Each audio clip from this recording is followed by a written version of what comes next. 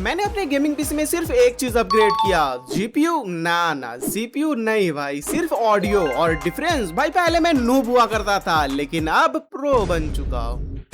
आज हमारे पास है 3 ई स्पोर्ट्स गेमिंग IEMs, जिसमें हमें बूम माइक भी मिलता है अपने टीममेट्स को गाली देने के लिए। और इसको हम पीसी गेमिंग में टेस्ट तो करेंगे ही, साथ ही मोबाइल गेमिंग में भी, और सेम फ्लैग म्यूजिक के साथ भी हम इन तीनों को टेस्ट करेंगे कि ये कहाँ स्टैंड आउट करता है। और मैं कोई ऑडियो फाइल नहीं हूँ तो भाई मैं अपना खुद का एक्सपीरियंस शेयर करूंगा। तो चलिए शुरू करते हैं। सबसे पहले EPZ G20 गेमिंग IEM, जो करंटली अराउंड 5000 रुपीज का मिल रहा है, जिसमें हमें 3 कलर ऑप्शन भी मिलते हैं और बॉक्स पर ही इसका फ्रीक्वेंसी रिस्पांस ग्राफ भी दिया गया है, जिसके बारे में हम आगे डिटेल में बात करेंगे। बॉक्स ओपन करते ही सबसे पहले हमें एक चिट्ठी मिलती है, जिसके अंदर एक girl anime card, user manual, उसके नीचे IEMs, और ये भाई 3.5 mm केबल के साथ कनेक्टेड है और केबल क्वालिटी भी भाई काफी डिसेंट है। और साथ में ही हमें बॉक्स में USB-C केबल भी मिल जाती है विथ डिटैचेबल बूम माइक, तो अलग से हमें कोई डैक लेने की जरूरत नहीं। और साथ ही इसमें हमें कुछ एक्स्ट्रा एयर टिप्स भी मिल जाती है। और ये क्वालिटी चेक पास भाई सारे बॉक्स के अंदर हमें मिल जाता है। और इस IEM की शेल भाई 3D printed medical grade resin से बनी है। सिंपल लैंग्वेज में बोले तो भाई इसकी body layer by layer high precision 3D printing से तैयार की गई है। और मेडिकल ग्रेड रेजिन का मतलब है भाई मटेरियल स्किन की कांटेक्ट के लिए काफी सेफ और कंफर्टेबल माना जाता है। और इसमें हमें सीमलेस यूनिबॉडी डिजाइन मिलता है भाई, कहीं भी जॉइंट और गैप्स नहीं मिलते। और अच्छी सीलिंग की वजह से भाई पैसिव नॉइज आइसोलेशन भी काफी अच्छा मिलता है। और ऐप एंड वेबसाइट सपोर्ट हमें तीनों मॉडल्स में मिल जाते हैं, तो इसके बारे में हम वीडियो के एंड में डिटेल में बात करेंगे। सबसे पहले मैंने G20 को पीसी पर वैलोरेंट में टेस्ट किया और काफी देर डेथ मैच खेलने के बाद भाई मुझे इसका ट्यूनिंग थोड़ा वार्म साइड पर लगा,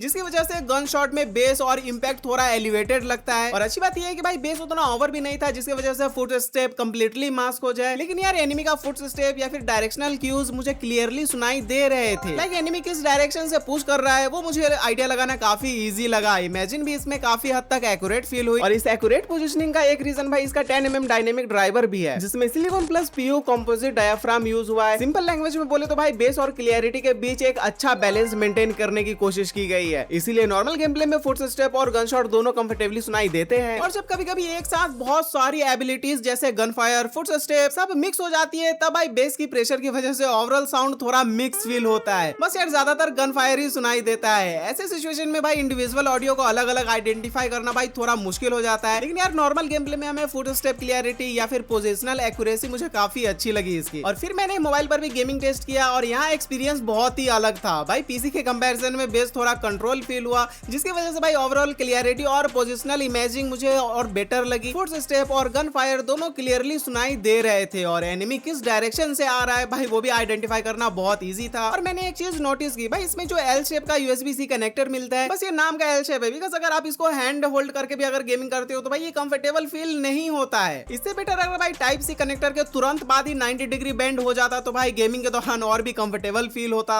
अभी जो आप लोग आवाज सुन रहे हो वो G20 के बूम माइक्रोफोन से रिकॉर्ड हो रहा है। तो मैंने यहाँ पर एक सीलिंग फैन को ऑन करके रखा हुआ है फुल स्पीड में, एंड यहाँ पर मैंने एक ब्लू मैकेनिकल कीबोर्ड भी रखा हुआ है, जिससे आप लोगों को एक आइडिया लग जाएगा कि भाई गेमिंग करते टाइम में ये कीबोर्ड का साउंड और यहाँ पर बैकग्राउंड नॉइज कितना कैप्चर करता है। म्यूजिक लिसनिंग की बात करूँ तो भाई G20 की डिफॉल्ट ट्यूनिंग बेस में भाई एक्स्ट्रा वेट फील होता है, लेकिन वोकल्स और इंस्ट्रूमेंट फिर भी क्लियरली अलग अलग सुनाई देते हैं। एंड ओवरऑल अगर आप भाई हेवी बेस लवर हो तो भाई मतलब म्यूजिक लिसनिंग में ये आपको काफी हद तक पसंद आने वाला है इसके डिफॉल्ट ट्यूनिंग में। एंड अब आता है EPZ G20 Pro, जो करंटली G20 से 1000 रुपीज से एक्स्ट्रा में मिल रहा है। और इसमें हमें 2 कलर ऑप्शन मिल जाते हैं और इसके बॉक्स के पीछे भी हमें फ्रीक्वेंसी रिस्पांस ग्राफ्स देखने को मिल जाता है। बॉक्स ओपन करते ही भाई वही संदेशा, जिसमें हमें एनिमे कार्ड और यूजर मैनुअल और इसके नीचे हमें IEM मिल जाते हैं। और इस बार भाई ये USB-C केबल के साथ कनेक्टेड है और हाँ ये भी डिटैचेबल IEM है। और केबल क्वालिटी में भाई काफी इंप्रूवमेंट फील हुई G20 के कंपेरिजन में, काफी प्रीमियम और फ्लेक्सिबल लगती है। और बॉक्स के अंदर से हमें USB-A to USB-C extension cable भी मिल जाती है, जो भाई PC यूजर के लिए काफी यूजफुल है। एंड एक डिटैचेबल माइक और USB-A to USB-C कन्वर्टर, और इसके अलावा हमें कुछ एक्स्ट्रा एयर टिप्स भी मिल जाती है। और बिल्ड क्वालिटी भाई इसमें भी हमें ओवरऑल G20 जैसा ही डिजाइन मिलता है। और G20 Pro में भाई सबसे बड़ा अपग्रेड हमें ड्राइवर में मिला है, जहां G20 में सिलिकॉन प्लस PU डायाफ्राम का यूज किया गया था,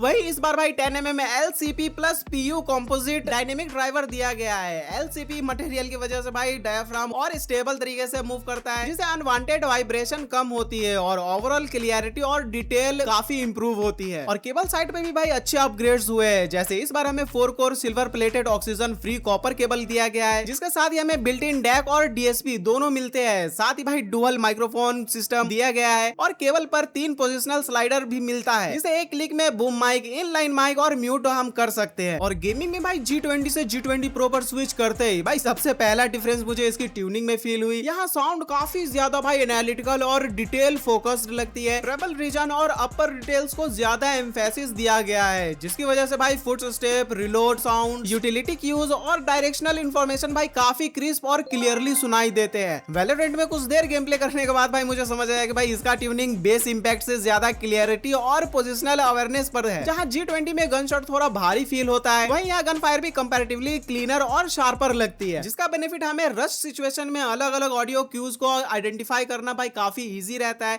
multiple abilities, foot step, gun fire एक साथ चलने पर भी साउंड इतना कंफ्यूज नहीं होता, इमेजिन भी बेटर रहती है। और पर्सनली मुझे इसका स्टॉक ट्यूनिंग भाई काफी ज्यादा ब्राइट लगी, मतलब सारे डिटेल्स क्लियरली सुनाई देते थे, लेकिन कभी कभी गेमिंग एनवायरनमेंट में थोड़ा लेस नेचुरल फील होता है। अच्छी बात यह है कि भाई हमें ऐप सपोर्ट या वेबसाइट सपोर्ट भी मिल जाता है, जिसकी वजह से हम ट्यूनिंग करके अपने प्रेफरेंस के हिसाब से इसको एडजस्ट कर सकते हैं। तो फिर मैंने मोबाइल पर गेमिंग की और यहाँ पर भाई एक्सपीरियंस ही उल्टा हो गया। पीसी पे जो हमें बेस मिसिंग लग रहा था वो यहाँ बिल्कुल भी नहीं। यहाँ पे भाई ओवरऑल साउंड हमें एकदम बैलेंस लगी, फुट स्टेप, पोजिशनल क्यूज सब भाई इसमें हमें टॉप नॉच एकदम स्ट्रॉन्ग लगा। लाइक यहाँ साउंड कैरेक्टर हमें एकदम नेचुरल फील हुआ, इसलिए पर्सनली मोबाइल गेमिंग में भाई इसका ट्यूनिंग मुझे काफी हद तक पसंद आया। और इसका ड्रॉबैक भाई इसमें हमें स्ट्रेट USB-C कनेक्टर मिलता है, जिसकी वजह से भाई मोबाइल पर ग्रिप उतनी अच्छी कंफर्टेबल फील नहीं होती। लेकिन साथ ही भाई इसका एडवांटेज कि भाई इसमें हमें एक्सटेंशन केबल मिल जाता है, जिसकी वजह से अगर आपका पीसी कहीं दूर रखा हुआ है तो कोई दिक्कत नहीं आने वाली है। एंड अब हमने स्विच कर लिया G20 Pro के बूम माइक्रोफोन पे, सीलिंग फैन ऑन है और ब्लू मैकेनिकल कीबोर्ड पे हम टाइपिंग भी कर रहे हैं। तो अब जो आप लोगों को वॉइस सुनाई दे रहा है वो इसके डायरेक्ट इनलाइन माइक्रोफोन से यहाँ पर रिकॉर्ड हो रहा है। और म्यूजिक भाई G20 Pro पर स्विच करते ही साउंड सिग्नेचर काफी चेंज हो जाता है। इसकी डिफॉल्ट ट्यूनिंग ब्राइट साइड पर है, तो वोकल्स और इंस्ट्रूमेंट्स की क्लियरिटी बहुत अच्छी मिलती है, लेकिन बेस कंपैरेटिवली भाई ना के बराबर फील होती है। पर्सनली मुझे म्यूजिक के लिए भाई इसकी डिफॉल्ट ट्यूनिंग पसंद ही नहीं आया यार। और अब आता है most expensive EPC G30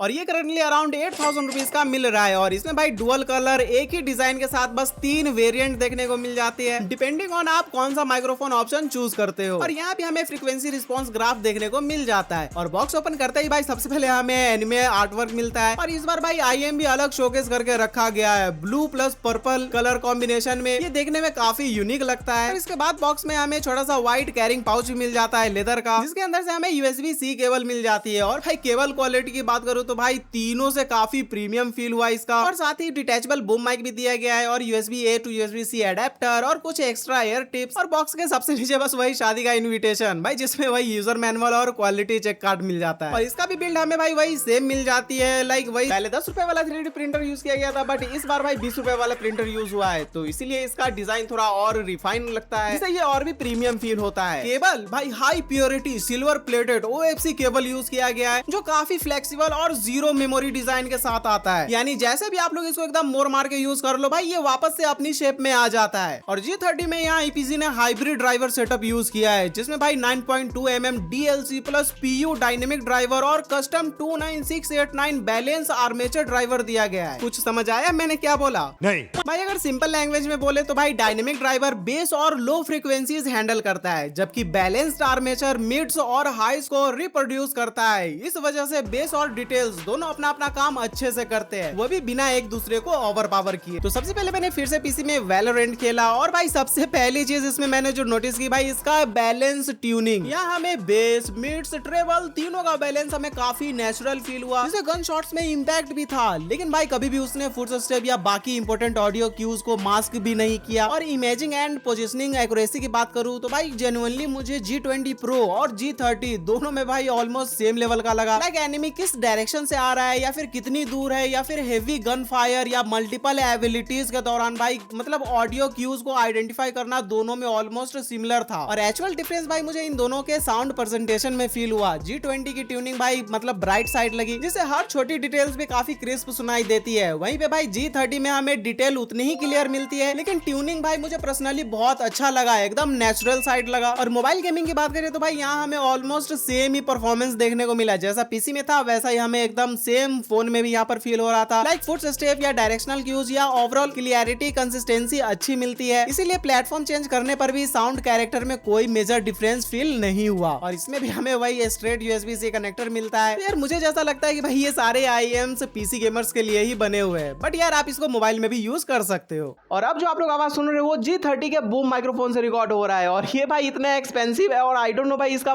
like mic quality कैसा होगा। और इसमें हमें एआई नॉइज कैंसिलेशन सिस्टम मिलता है, तो यहाँ पर भाई ये कितना बैकग्राउंड नॉइज को लाइक यहाँ पर कैंसिल आउट करता है। और यहाँ पर हमने वही सेम सीलिंग फैन को भी ऑन करके रखा हुआ है, और यहाँ पर मैं कीबोर्ड पर टाइपिंग भी कर रहा हूँ। और म्यूजिक लिसनिंग में भी भाई G30 में मुझे वही बैलेंस मिला जो गेमिंग में फील हुआ था। बेस, मिड्स, ट्रेबल्स काफी नेचुरल ट्यून थे, जिसकी वजह से वोकल्स, इंस्ट्रूमेंट्स और ओवरऑल प्रेजेंटेशन काफी रियलिस्टिक फील हुई। पर्सनली डिफॉल्ट ट्यूनिंग के साथ म्यूजिक सुनने में मुझे तीनों से सबसे ज्यादा ये पसंद आया। एंड अब बात करते हैं ऐप एंड वेबसाइट सपोर्ट की। और सबसे पहले मैंने इसमें एंड्रॉइड ऐप को ईपीसी के वेबसाइट से डाउनलोड किया, क्योंकि ये प्ले स्टोर पर अवेलेबल ही नहीं था, और क्योंकि ये एक चाइनीज एप्लीकेशन है फिर इसीलिए इंस्टॉल करने से पहले मैंने वायरस टोटल पर इसको स्कैन किया कि भाई ये सेफ है या नहीं। और यहाँ तक तो ये सेफ लग रहा था, तो मैंने यहाँ पर इसको इंस्टॉल कर लिया। और ओपन करते ही मैंने इसमें G20 को कनेक्ट किया सबसे पहले, और कनेक्ट करते ही भाई डिवाइस की सारी डिटेल शो हो रही थी, बट बिना लॉगिन के हम किसी फीचर को यूज ही नहीं कर पा रहे थे, तो इसीलिए मैंने इसमें लॉगिन भी कर लिया। वैसे भी भाई ये टेस्टिंग वाला टैबलेट है, इसमें मेरा कोई भी इंपॉर्टेंट डाटा नहीं है। और लॉगिन के बाद हमें कुछ प्री इंस्टॉल्ड EQ प्रीसेट्स भी मिल जाते हैं, और हर प्रीसेट्स के नीचे उसका फ्रीक्वेंसी रिस्पॉन्स ग्राफ भी दिखाया जाता है, और नीचे डैक वॉल्यूम के थ्रू हम मैक्सिमम आउटपुट गेन भी एडजस्ट कर सकते हैं। इसके अलावा हमें कस्टम EQ प्रीसेट बनाने का भी ऑप्शन मिल जाता है, और ऑनलाइन प्रीसेट्स भी मिल जाते हैं जो डायरेक्टली आप अप्लाई कर सकते हो। और माइक सेटिंग्स में सिर्फ माइक्रोफोन का वॉल्यूम एडजस्ट करने का ऑप्शन मिलता है, और बाकी के G20 Pro और G30 में भी हमें ऑलमोस्ट सेम डैशबोर्ड मिल जाता है, बस इन तीनों में डिफॉल्ट EQ प्रीसेट्स अलग अलग दिए गए हैं। और पर्सनली मुझे भाई G20 Pro के डिफॉल्ट प्रीसेट सबसे बेटर लगा। और पीसी पर वेबसाइट भी मैंने चेक किया, और यहाँ भाई ऑलमोस्ट वही सेम फीचर देखने को मिल जाता है जो मोबाइल ऐप में थे। और मैंने यहाँ एक चीज नोटिस की, भाई G20 Pro और G30 तीनों में AI नॉइज कैंसिलेशन का ऑप्शन अवेलेबल था, और मैं इसको इनेबल कर ही नहीं पा रहा था। तो हो सकता है भाई फ्यूचर फर्मवेयर अपडेट के बाद ये सारे लाइक फीचर्स प्रॉपर्ली वर्क करने लगे। और अगर आप लोग इन तीनों IEMs में EQ ट्यूनिंग या फिर प्रीसेट्स को सेव करते हो, तो वो IEM के बिल्ट इन चिप में स्टोर हो जाता है, इसीलिए बाद में चाहे आप डिवाइस चेंज करो वही ट्यूनिंग ऑटोमेटिकली अप्लाई रहती है। और लास्टली अगर ट्यूनिंग या फिर सेटिंग्स की वजह से साउंड में कोई इश्यू आ जाए, तो ऐप के थ्रू इसे रिसेट करके फिर से डिफॉल्ट सेटिंग्स पर ला सकते हो। तो ओवरऑल मेरे एक्सपीरियंस के हिसाब से भाई ये तीनों IEMs अपने प्राइस के अकॉर्डिंग अच्छा परफॉर्म करता है। और भाई प्राइस बढ़ने के साथ साथ बिल्ड क्वालिटी, ड्राइवर्स, एसेसरीज और ट्यूनिंग में इंप्रूवमेंट भी मिलता है, लेकिन साउंड क्वालिटी में मुझे उतना बड़ा डिफरेंस फील नहीं हुआ जितना मैंने एक्सपेक्ट किया था। और मेरे लिए सबसे बड़ा डिफरेंस इसका डिफॉल्ट ट्यूनिंग था। भाई G20 हमें वार्म मिलता है, और वहीं पे G20 ब्राइट और एनालिटिकल है, और G30 भाई सबसे बैलेंस और नेचुरल लगा। और जब मैंने EQ से ट्यूनिंग किया अपनी प्रेफरेंस के हिसाब से, तो भाई म्यूजिक में तीनों का परफॉर्मेंस काफी क्लोज हो गया था। तो इसीलिए भाई मेरा रिकमेंडेशन रहेगा कि भाई अगर आपका बजट कम है और कैजुअल गेमिंग के साथ अगर आप म्यूजिक भी एंजॉय करना चाहते हो, तो भाई G20 आपके लिए काफी अच्छा ऑप्शन है। और अगर आप एक कंपेटिटिव e-स्पोर्ट प्लेयर हो, तो भाई G20 Pro भी मुझे अपने प्राइस पे बेस्ट लगा। और अगर बजट का टेंशन है ही नहीं, तो भाई बैलेंस और रिफाइन एक्सपीरियंस चाहिए, तो भाई G30 भी ले सकते हो। और भाई 8000 IEM पे कौन खर्च कर रहा है भाई, वो मुझे जानना है, कमेंट में जरूर बताना। बाकी ये मेरा पर्सनल एक्सपीरियंस था, और आपका साउंड प्रेफरेंस अलग हो सकता है, इसीलिए भाई कमेंट करके जरूर बताना इन तीनों में से कौन सा IEMs आपको सबसे ज्यादा पसंद आया। और वीडियो अच्छा लगा तो जरूर से लाइक कर देना, और चैनल को भी सब्सक्राइब कर लेना। मिलते हैं नेक्स्ट वीडियो में, बाय।